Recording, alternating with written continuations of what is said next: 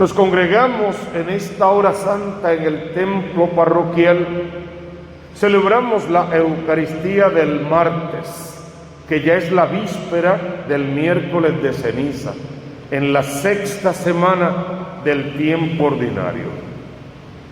La lectura del libro del Génesis ha avanzado durante esta semana, desde la creación del mundo, en los dos capítulos 1 y 2, desde el pecado de Adán y Eva, la desobediencia, pero sobre todo el saber que Dios existe, pero vivir como si Dios no existiera, el pecado capital de Caín de matar a su propio hermano, el destierro de Caín, el nacimiento de Set. Todo eso lo fuimos viendo. Y lógicamente siguió el mundo avanzando y los hombres poblando la tierra, porque Adán y Eva se juntaron y tuvieron otros hijos e hijas. Y la tierra se fue poblando poco a poco, en todo ese idioma, ese lenguaje que es simbólico en cierta manera, que es poético también, pero que narra bien lo que era el comienzo de la creación del mundo. Y hoy nos sorprende justo en el capítulo 6 con este episodio del Génesis. Dios miró la creación y por el pecado del hombre no se parecía en nada a lo que él había ideado, lo que estaba en su mente y en su corazón. El hombre se había apartado de Dios. Tenía facultades, era libre, era inteligente y tenía una voluntad e incluso un mandato para someter toda la creación y recapitularla en Dios. Pero el hombre tomó esas facultades en contra de su propia salvación y comenzó a actuar como si Dios no existiera, a hacer lo que quisiera, a vivir como quisiera. Conocían perfecto los mandatos de Dios, mas no los cumplían. Y el pecado, a la muerte, a la destrucción y a vivir sin Dios. Y dice la palabra en una forma de expresar o intentar explicar la mente de Dios, dice la palabra que se arrepintió Dios de haber creado al género humano y decidió terminar con toda la creación. Y de momento, paseándose como solía hacerlo, se fija en un tal Noé y ve que Noé todavía guarda todos aquellos principios y aquellos valores y tiene intacta su voluntad y su libertad y su sabiduría. Y por lo tanto Dios decide guardarse a Noé con su familia, su esposa y sus 3 hijos, con sus esposas. Y también le pide que guarde 7 parejas de los animales puros y una pareja de los impuros, para de esa manera poder o permitir que el mundo continúe evolucionando. Y así pasa en ese lenguaje en el que se explica la creación del mundo. Y hoy cuando uno lo mira antes del miércoles de ceniza, uno debería verlo de esta manera entre todo el abanico de posibilidades. Si Dios mirara a tu familia como un todo, encontraría a alguien en esa familia que pueda hacer las bases de Noé para salvarse y salvar a todos los miembros de esa familia. Una pregunta más. ¿Y esa persona a la que el Señor podría elegir de entre tu familia podría ser tú, el que viene a misa todos los días, el que está pendiente más o menos de la vida sacramental, el que practica la caridad y de rodillas ante el Santísimo Sacramento eleva sus brazos y alaba y bendice y glorifica y danza para el Rey de Reyes con verdadero amor? ¿Serías tú el Noé que Dios elegiría en tu familia para salvar a los tuyos? Porque si me examino y por casualidad yo descubriese en esta mañana que no soy esa persona en mi familia. Entonces solo me queda abrir bien mi corazón para contemplar el poder y la grandeza de Dios que me trajo aquí hoy para decirme: está bien, no reúnes todas las cualidades, no das un buen Noé, hay muchos pecados en tu vida, haces muchas cosas malas, celoso, envidioso, mentiroso, egoísta, hipócrita, corajudo. Hay muchas cosas que no sirven. ¿Lo entiendes? Acéptalo. Vamos a trabajarlo. Y te regalo toda la Cuaresma para santificarte, para renovarte, para que vuelvas a la casa de papá, para que hagas tu propio retorno a casa. Y volviendo a casa y empezando de nuevo, hagas de tu vida con toda tu familia un arca, una barca, donde subirlos a todos con el poder de la oración de intercesión y protegerlos a todos de todas las dinámicas pecaminosas y podridas de este mundo. Y podamos salvarlos de estas ideologías terribles que se disfrazan como corderos mansos, pero son lobos rapaces, diría la palabra, con todos los falsos profetas modernos. Entonces habla con Dios desde esta primera lectura.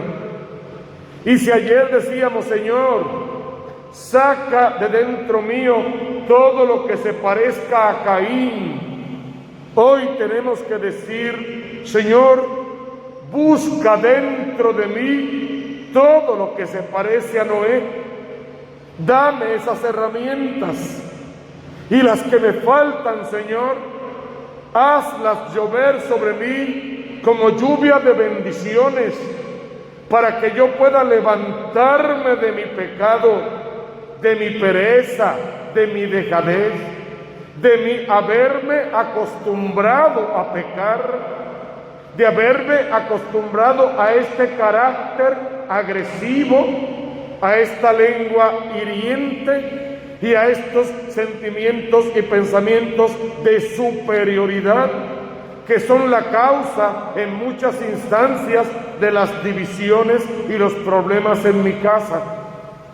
Déjame hacerle marco a mi porquería personal, para todo eso echarlo fuera de la barca en la que quiero montar, subir a mi familia en oración y llevarlos a puerto seguro durante toda la Cuaresma, en la travesía de la Semana Santa, hasta morir con Cristo al hombre viejo, para poder resucitar contigo, Señor, y ganarnos el reino de los cielos.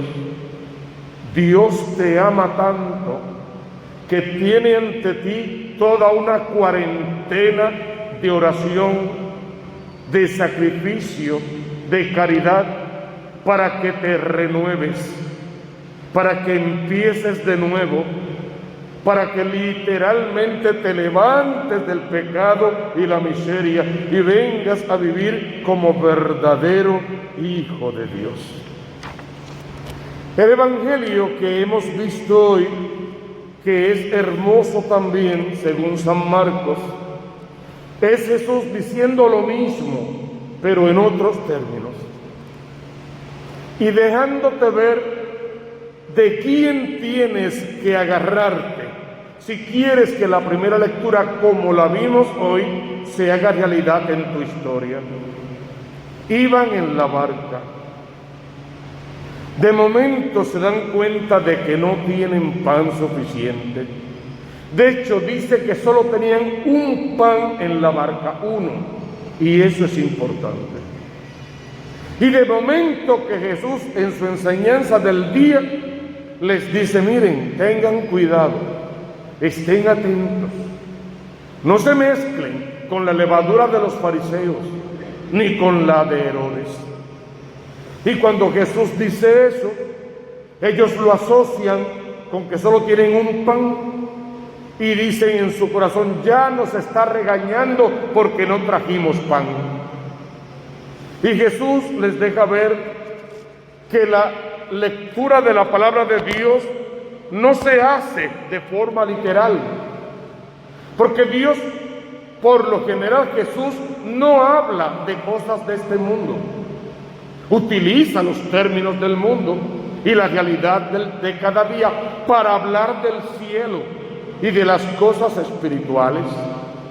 Y cuando habla de la levadura de Herodes y de los fariseos, está hablando de su mala vibra, de su pecado, de su error. No se contaminen con los errores, con los dioses falsos, con las mentiras, con la hipocresía de los fariseos. De eso habla. No habla de levadura para hacer pan, habla de conducta. No imiten la mala conducta de esa gente. Ellos, viéndolo literal, lo llevaron a lo mínimo y con eso se quedaron. Y la mayor enseñanza no era ni siquiera la levadura. ¿Por qué se preocupan si trajeron o no pan suficiente? O sea, ¿con quién andan ustedes? En la barca hay un pan y ese pan es suficiente, porque Él es el pan vivo bajado del cielo. Él es la Eucaristía. Él es el tomen y coman todos de este pan, porque esto es mi cuerpo que será derramado por ustedes. Tomen y beban de este vino. Este es el cáliz de la alianza nueva y eterna. Entonces el pan que está sobre la barca es capaz de darle pan a 5,000 hombres, sin contar mujeres y niños, y recoger canastos de sobra. Si tuviesen los ojos fijos en Cristo, lo más importante no es si hay o no hay pan. Lo más importante es si tu corazón está sintonizado al corazón del Cristo de la gloria, en un deseo inmenso de vivir una vida en santidad. Si estás subido en la barca de Cristo, como Noé subió a toda su familia en aquella barca para salvar la humanidad. Si remas con Cristo y del lado de Cristo, no hay demonio que pueda enfrentarse a ti y vencerte, porque Cristo y tú juntos, dice la palabra, que son mayoría aplastante, por decirlo de alguna manera. Tenemos entonces que buscar que la palabra de Dios habite esta mañana en nuestro corazón, que este martes, previo al miércoles de ceniza, ya comience en nosotros todo un proceso de conversión, que no endurezcamos la cerviz, que no seamos testarudos, que abramos el corazón, el entendimiento y la voluntad, todas nuestras facultades al servicio del Rey de Reyes. Hermano, deja que el Señor te invite. Escucha y haz la diferencia entre la invitación de Dios y las invitaciones del mundo. Déjate seducir por el llamado de Jesús. Responde con el profeta Isaías: me has seducido, Señor, y yo me dejé seducir, para que en adelante tu vida sea un subirte y subir a toda tu familia en la barca de la iglesia verdadera, un llevarlos al encuentro con el verdadero pan del cielo, un participar en la vida sacramental de la iglesia, para vivir unidos y en santidad, y de esa manera alcanzar el reino de los cielos.